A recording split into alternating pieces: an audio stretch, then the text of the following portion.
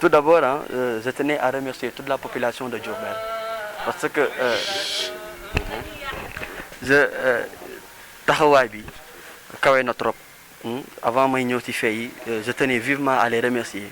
parce que je n'ai jamais su que ñoom am nañ autant de considération sur ma modeste personne.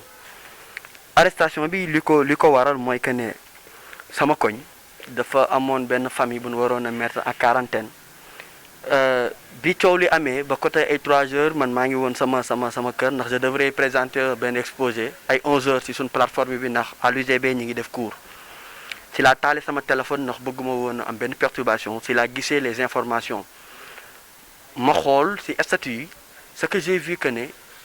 am na benn problème de communication ma demandé les journalistes qui étaient là-bas j'ai eu même à échanger avec Cheikh Bodi waxtaan naa ci wootaan na téléphone ma gisaat une publication sur Facebook ma daal ne donc ak li ma gis sama waa koñ di ñaxtu ma ne évidemment am na benn manque de communication bi am ci diggante bi ma ne xaaral ma jéem a génn fekk ci ñoom Kalidou Camara le président Kalidou que je remercie de passage fekk ci leen ci foofu xool nan laa mën a rencontrer le commissaire ñu arrêter les lacrymogènes ñi nga xam ne ñu ngi koy dóor mes camarades parce que évidemment je suis dans le quartier te du ma toog ma pensé que ne à 90% ma réaction pouvait calmer la situation qui était là-bas may toog parce que maa ngi woon ci jàmm loolu du sama jëf du sama cër boog loolu laa ko jàppee woon ci laa génne juste sama buntu kër oto bi parce que l'inspecteur mi ngi woon sama ginnaaw fekk ma may wuy téléphone mu ne ma bëggoon nañoo xam lan ngay def fii j'ai expliqué ma ne ko dama génn pour une bonne fois dama génnoon rek juste pour essayer de vous rencontrer vous aussi échanger ak yéen xool nan la ñuy calmer la situation parce que ce que j'ai vu il paraît que da ngeen a ñëw pour désinfecter laa dégg mais il paraît que waa koñ bi dañoo jàpp ne da ngeen ñëw ci pour mettre en quarantaine et personnellement man xam naa sama waa koñ te yàlla def na am na peut-être benn cër bu ma jox mën naa kaa wax bu ma waxee ak ñoom dinañ bàyyi yéen it ngeen bàyyi si la ne ma non mais violation couvre-feu bi moo tax donc j'ai été arrêté pas par la manifestation dans la manifestation parce que ce serait paradoxe si sama taxawaay ci Covid bi parce que Diourbel en témoin depuis bi coronavirus ñëwee dans le pays depuis ba arrivé dans notre région le 14 mars bi président joxe ndigal pour étudiants yi ñibbi si ñu taxaw ci combat boobu noonu nous étions à l'hôpital nous étions sur le terrain di distribuer des masques di joxe ay gel donc c'est paradoxe may taxawaat di bokk ci manifestation boo xam ne dañuy jël ay xeer di ko sànni ci benn famille bu ñuy quarantaine mu ne ma mais donc il faut que nga ñëw ñu dem ci le commandant ma ne ko donc allez-y évidemment ñoom ñu la yàlla dogal ñu yor wàllu liberté doomu aadama yi donc ma ànd ci ak ñoom ñu dem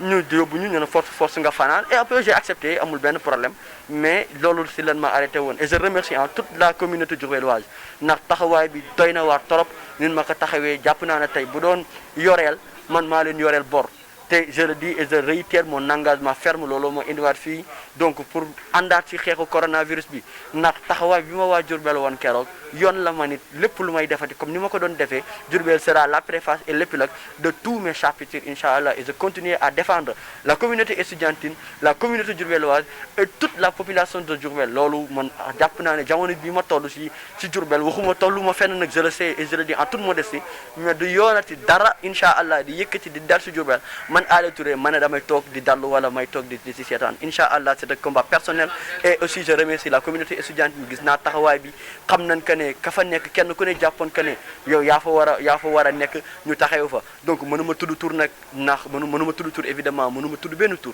mais gis les marabouts les autorités étatiques tout le monde toute la population de Diourbel ñi nga xam ne sax après bi ma gisee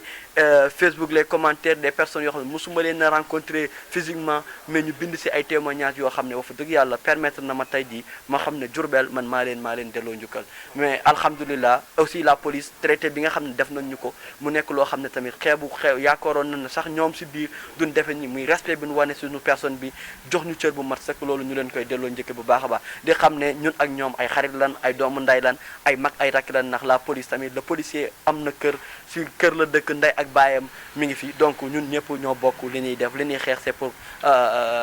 la communauté de Diourbel li nga xam ne dinaa ko tëjee nag muy loo xam ne yàgg na ma ñor loolu ku xam Alé Touré xam que ne depuis même le décès de Fallou Sène toujours j'appelle le dialogue moom mooy yàgg nekk sama moyen pour ñu jëm ci des résultats positifs j'appelle à la population ñu bàyyi ñi nga xam ne mooy waa kër docteur yi liggéey bi nga xam ne war na leen ñu def ko ndax ñoom kat ñun lañ fi nekkal la police suñu kaaraange lañu yor ñu may leen tamit ñu def lu ñuy war a def mais tamit ñoom la police ñi nga xam ne ñoom la yàlla jox doole ak ñeneen ñuy tàmbali ak waxtaan ndax lépp bu tàmbalee ak waxtaan jàmm moo si mujj mais ñuy bàyyi à chaque fois tamit ñu jàpp que ne seule la force moom mën na régler les choses bu ñu jëmee si jàmm rek waxtaan yàlla dinañu wan yoon boo xam ne ñu ñëpp dinañ ci jariñu donc encore une fois la maladie existe c'est un combat boo xam ne ça doit être un combat communautaire comme les cas communautaires mi ngi yokku donc chacun s'engage incha allah nous allons vaincre incha allah la Covid-19 merci tout le monde